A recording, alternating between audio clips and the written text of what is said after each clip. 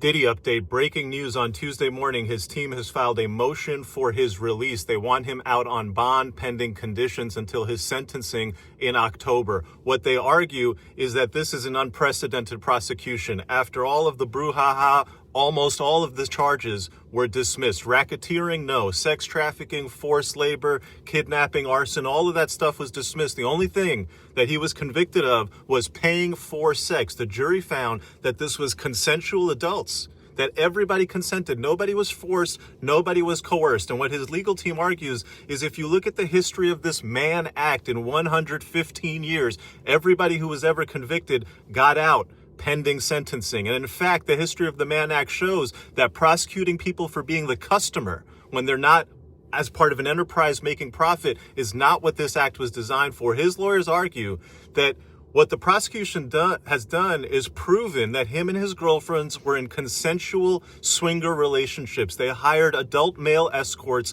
through legitimate agencies. The jury found no coercion, no trafficking, just consensual activities. Here is where the defense argues that this is hypocritical. Diddy's sitting in jail. Everyone else involved, his girlfriends, the escorts, the agencies, they all were willing participants in this, and none of them have been charged for being engaged in the prostitution. Similar cases across the country, defendants are released pending sentencing. There should be no reason Diddy isn't released. They add in a second argument highlighting the horrific conditions at MDC Brooklyn, where he's been held for 11 months. Multiple judges have called the conditions at MDC Brooklyn inhumane, with unchecked violence and inadequate medical care. What they're asking for is a release on a $50 million bond, home detention in Miami, and any other conditions the court wants. Their biggest argument, which I find very compelling, is this is an exceptional, unprecedented situation to keep him locked up pending sentencing.